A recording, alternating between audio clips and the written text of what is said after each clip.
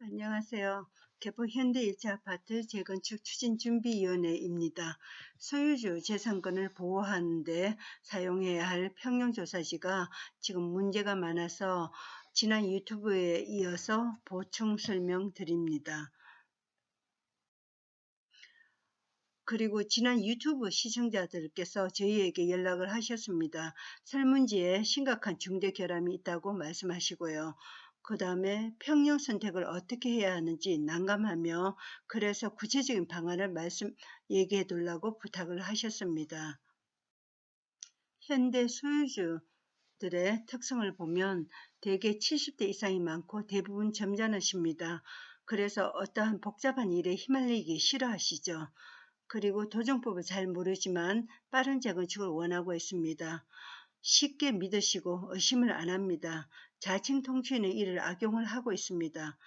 단체톡을 보면 젊은 층이 주도를 하고 있고요. 그래서 많은 나이 드신 소유주들께서는 의견 제시가 어렵습니다. 이러한 특성을 이용하여 자칭 통치인은 기만하고 불안감을 조성을 하고 있고 올바른 정보 전달을 방해를 하고 있습니다. 우리가 평형 조사와 올바른 평형 구성이 얼마나 중요한지 예를 둔촌주공에서 잘 볼 수가 있습니다. 둔촌주공은 정비계획 시에 평형 구성을 했죠. 그 이후에 두 번의 평형 구성을 변경을 했습니다. 이에 따라서 설계 변경이 일어나고 엄청난 초과 비용과 재건축 기간이 연장되게 되었습니다. 그리고 설계 변경에 따라서 시공사는 건설비를 증액을 했죠. 더구나 그 사이에 재건축 기간이 늘어남으로 해서 건축 자재값이 굉장히 올랐습니다. 그래서 전조합장과 시공사 간에 5,600억이라는 천문학적 액수가 정액이 되었습니다.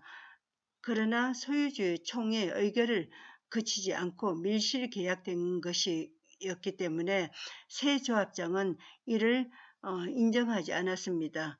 그러자 시공단은 공사를 중지하였습니다. 본래 이 평형 변경이 일어나기 전에 올바른 평형 구성을 하지 않은 것은 빠른 재건축을 원하는 소유주 심리를 이용하였다고 봅니다. 지금 공사 중지가 되면서 공사 지연비가 하루에 32억 발생하고 입주 예정 시간은 지연될 수밖에 없죠. 그래서 은행에서는 이주비를 회수하겠다고 하고 시공단은 유치권을 행사 중입니다.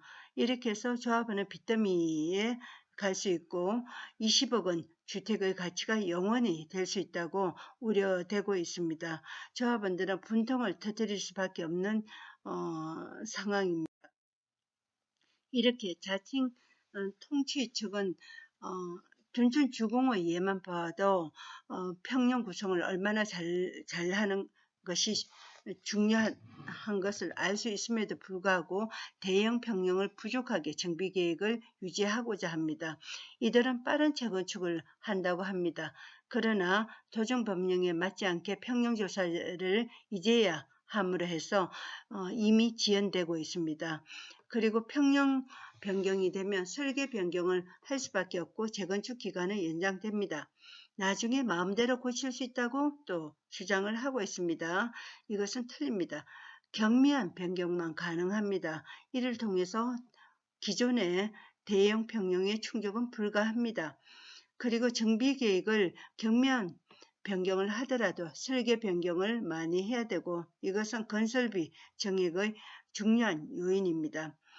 이렇게 소유주 재산권을 고려해서 대형 평형을 많이 지어야 함에도 불구하고 통치인은 엉뚱한 정비 계획안을 만들어서 이렇게 밀고 나가고자 하는 것은 통치위가 소유주 재산권을 무시하는 것입니다. 즉 이들은 소유주 재산권을 자신들의 재산 정식의 도구로 보는 거 아닌지요. 대장동 사건과 매우 유사해 보입니다. 자칭 통치위가 지금 하고 있는 평형조사는 지난번 말씀드렸듯이 건수가 가득합니다. 문항 2를 보면 선택 분양 면적은 대부분 몇 평 미만으로 표기하고 있습니다. 즉 어떤 평형을 선택하면 그 평형 미만은 어떤 평형도 괜찮다고 선택한 것입니다. 이것은 차후에 평형 하향을 위한 근거를 마련하기 위한 것이 아닌가 의심이 듭니다. 그리고 1+1 분양 선택을 유도하는 문항이 많습니다. 문항 3번, 4번이 그렇습니다. 그리고 임대에 관해서 소유주의 의사를 묻는 문항이 삭제되었습니다. 즉 소유주가 반대 의견을 제시하지 못하도록 해서 무조건적으로 임대를 짓고자 하는 것이죠. 결론적으로 작은 평형과 임대가 많은 그러한 단지를 만들고자 하는 것으로 보입니다. 기존 소유주택보다도 작은 평형을 분양받게 되면 재산상의 큰 불이익을 받게 되는 것입니다. 우리가 실제 소유한 주택에 대해서는 감정을 하게 되는데요. 이러한 감정가액은 실시가액이 아닙니다. 대개 시세의 70 내지 80%에 불과합니다. 그래서 우리가 받게 되는 액수는 감정가액과 나중에 분양받는 주택가의 차익을 돌려받게 되는데 기존 소유주택보다 작은 평형을 취득하게 되면 쥐꼬리 많은 액수를 받게 되는 거죠.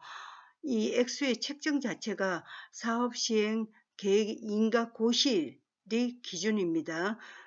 즉 재건축 공사가 시작되기 한참 전에 날짜를 기준으로 한 것이죠. 이것은 도정법 72조와 73조에 제시되어 있습니다. 또한 이렇게 쥐꼬리 많은 액수 자체도 수령을 늦게 하게 됩니다. 재건축이 완성되고 나서 집으로 이사 들어와도 괜찮다고 이전 고시가 난 이후에 받을 수가 있는 거죠. 대개는 조합청산 시에 받게 됩니다. 그래서 7, 8년이라는 세월이 흘러간 후에 받게 되는 거죠. 이 사이에 아파트 가격은 이미 올라갔고 또 인플레도 발생해서 소유주는 손해를 볼 수밖에 없는 것입니다. 작은 평형을 가지면 평당 1.5 정도 손해를 보게 될 것입니다. 그래서 기존 주택보다도 10평 작은 평형을 분양을 받게 되면 15억 이상 손해가 될 수가 있습니다. 또한 자칭 통치인은 기존 전용 면적 대비 130%까지 나중에 내려갈 수 있다라고 주장합니다. 이것은 거짓입니다. 도정법 10조 2항에 따라서 정비계획이 고시가 되면 고시한 대로 건설해야 됩니다. 이것을 변경하자면 고시 면적 내에서 경미한 변경만 가능합니다. 즉 경미한 변경은 세대수 10% 감소라고 했죠. 근데 고시 면적 내에서 변경하기 때문에 대형 변경을 지금처럼 충족하기는 굉장히 어렵습니다. 이렇게 불가능한 일을 이들은 주장하고 있습니다.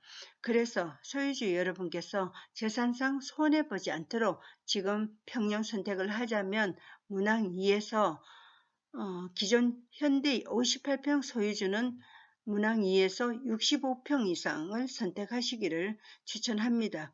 기존 현대 소유주 46평 이상의 경우 분양 면적 51평 이상을 선택하시기를 추천합니다.